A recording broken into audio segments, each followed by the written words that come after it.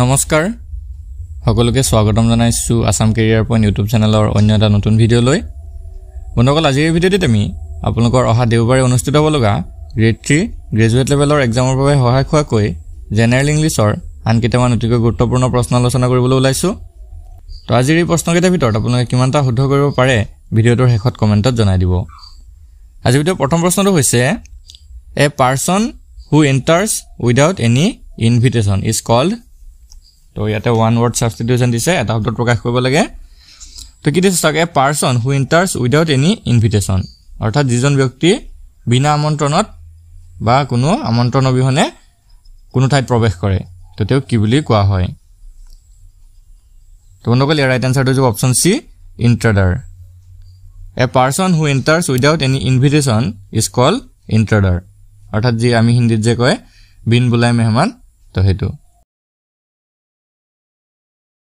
Next question to is a man who helps a stranger or a person in difficulties is অচিনাকি বা অসুবিধাত পৰা কাৰোবাক সহায় কৰা ব্যক্তিবিলাকক বা লোকসকলক কি বুলি কোৱা হয় তো বন্ধুসকল ইয়াৰ ৰাইট আনসাৰটো অপচন এ সামাৰিথান অৰ্থাৎ সমৰীয়া বুলি কোৱা হয় নেক্সট কোৱেশ্চনটো হৈছে the study of the influence of planet and stars on human events is called অৰ্থাৎ মানুহৰ পৰিঘটনাৰ ওপৰত গ্ৰহ নক্ষত্ৰৰ প্ৰভাৱৰ অধ্যয়নক কি বুলি কোৱা হয় তো জানিব লাগে সকলোৱে তো বন্ধুসকল ইয়াৰ ৰাইট আনসাৰটো অপচন বি এষ্ট্ৰলজি অৰ্থাৎ জ্যোতিষ শাস্ত্ৰ বুলি কোৱা হয় তো ভালদৰে মনত ৰাখিব the study of influence of planets and stars on human events is called astrology next প্ৰশ্নটো হৈছে a public room or building where gambling games are played এটা পাবলিক রুম যত কি কৰা হয় জুয়া খেলা হয় বা যিবিলাক বেটিং গেমস আছে সেইবিলাক খেলা হয় তাক কি বুলি কোৱা হয় বা সেই ঘৰটো কি বুলি কোৱা হয় তো এটো আমি সকলোৱে জানিব লাগে অপচন সি টো বহুত উত্তৰ কেসিনো অৰ্থাৎ জুয়াখানা বুলি কোৱা হয় তোমৰা কিবা a public room or building where gambling games are played is called casino next question to হৈছে What is the synonym of earnest? Earnest or synonym বা একে অৰ্থৰ শব্দটো কি হয়? বন্ধুসকল earnest মানে হৈছে আন্তৰিক। তো আন্তৰিকৰ যেটো synonym বা সমাৰ্থক শব্দ এটো কি হয়? ইয়াৰ ৰাইট আনসাৰটো অপচন এ serious। earnest মানে হৈছে আন্তৰিক আৰু serious মানে হৈছে গহীন বা আন্তৰিক। নেক্সট বাকি কিতাপ মনত ৰাখি থব। তো serious-ৰ আন এটা synonym আছে এটো হৈছে solemn। ঠিক আছে? বাকি hard-ৰ synonym-টো হৈছে কেলাস সেভেজৰটো হৈছে ফেৰোচিয়াস ক্ৰাইমটো হৈছে গিল্ট গুটেইটা ইম্পৰ্টেন্ট হয় আপোনালোকে নোট কৰি লব নেক্সট কোৱেশ্চনটো হৈছে what is the synonym of great great মানে হৈছে মহান তো মহানৰ সমাৰ্থক শব্দটো কি হ'ব তো বন্ধুসকল ইয়াৰ ৰাইট আনসাৰটো অপচন ডি জাইজান্টিক জাইজান্টিক বা জাইগান্টিক হৈছে গ্ৰেটৰ সিনোনিম জাইগান্টিক মানে হৈছে বিশাল বা বহুত ডাঙৰ আৰু গ্ৰেট মানে হৈছে মহান বা ডাঙৰ Next question to হৈছে what is the synonym of infamous infamous or যেটো synonym হেতু কি হয় একাৰ্থ শব্দটো কি হয় তো infamous মানে হৈছে কুখ্যাত কুখ্যাত মানে হৈছে যেটো খ্যাত নহয় বা হেতু সদায় কি কৰে সেই কুখ্যাত বস্তুবিলাকে আমাৰ কাৰণে অসুবিধা সৃষ্টি কৰে তো হেতু হৈছে infamous তো ইয়াৰে শুদ্ধ উত্তৰটো হ'ব option D notorious infamous or যেটো synonym হেতু হৈছে notorious notorious মানে হৈছে কুখ্যাত বাকি কিটা মনত ৰাখিব বাদিৰ যেটো সিনোনিম হেতু হৈছে পল টাইমলি সিনোনিমটো হৈছে অপৰচুন আৰু ফ্ৰডৰ সিনোনিমটো হৈছে নেভাৰি নেক্সট কোৱেশ্চনটো হৈছে what is the synonym of enjoy এনজয়ৰ সিনোনিমটো কি হয় বা যেটো এনজয় মানে কি আনন্দ ফূৰ্তি তাৰ সিনোনিম কি হয় তো অপচন কিটা ভিতৰত শুদ্ধ উত্তৰটো অপচন সি ডিলাইট এনজয়ৰ যেটো সিনোনিম হেতু হৈছে ডিলাইট নেক্সট কোৱেশ্চনটো হৈছে what is the antonym of agri এটা আমাক এতিয়া এন্টোনিম সুধিছে এন্টোনিম মানে হৈছে বিপৰীত অৰ্থ তো এগ্ৰিৰ বিপৰীত অৰ্থটো কি হয় আমি সকলোৱে জানো অপচন এটো হ'ব শুদ্ধ উত্তৰ ডিসএগ্ৰি এগ্ৰি মানে আছে কি একমত হোৱা আৰু ডিসএগ্ৰি মানে একমত নোহোৱা বাকি কিটা মনত ৰাখি থব সুইটৰ যেটো এন্টোনিম হেতু হৈছে বিটাৰ সুইট মানে মিঠা বিটাৰ মানে কিটা ডেনি এডমিট আৰু ডেড এলাইভ গুটেইটা ইম্পৰ্টেন্ট হয় ভালদৰে মনত ৰাখি যাব নেক্সট কোৱেশ্চনটো হৈছে what is the antonym of unknown আননোনৰ এন্টোনিম কি হয় তো আননোন মানে কি হয় নজনা বা কোনোদিন দেখা নাই শুনা নাই হেতেনকা আননোন আৰু আননোনৰ এন্টোনিম মানে বিপৰীত অৰ্থটো সুধিছে তো হেতু হ'ব কি জনা ফেমাস অপচন বি টো হ'ব শুদ্ধ উত্তৰ ফেমাস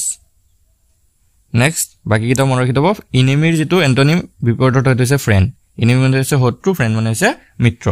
ওয়াইজ মানে জ্ঞানী ফুলিশ মানে মূৰ্খ ওয়াইজৰ এন্টোনিমটো হ'ব ফুলিশ ফ্লো ইব তো এইগিটা আপোনালোকে মনত ৰাখি যাব তো বন্ধুসকল ইয়াতে আপোনালোকক এটা ইম্পৰ্টেন্ট কথা জনাই থওঁ যেহেতু আপোনালোকৰ পৰীক্ষা একেবাৰে এতিয়া চাপি আহিছে দেওবাৰে আপোনালোকৰ পৰীক্ষা আছে তো আপোনালোকে এইকেইদিনত যিমান পাৰে ভালদৰে পঢ়ক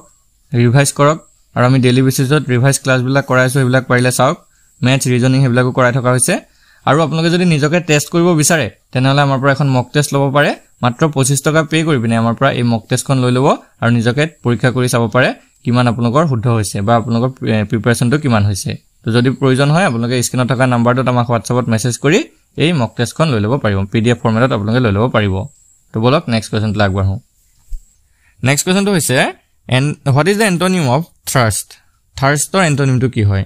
তো থাৰ্ষ্ট মানে হৈছে পিয়াহৰ এন্টোনিমটো কি হ'ব অপচন ডি টো হ'ব শুদ্ধ উত্তৰ হাংগাৰ ফৰটো নহয় ফৰটো এটো টাইপিংত হৈ গ'ল তো হাংগাৰ থাৰ্ষ্টৰ এটো এন্টোনিম হেতু হ'ব হাংগাৰ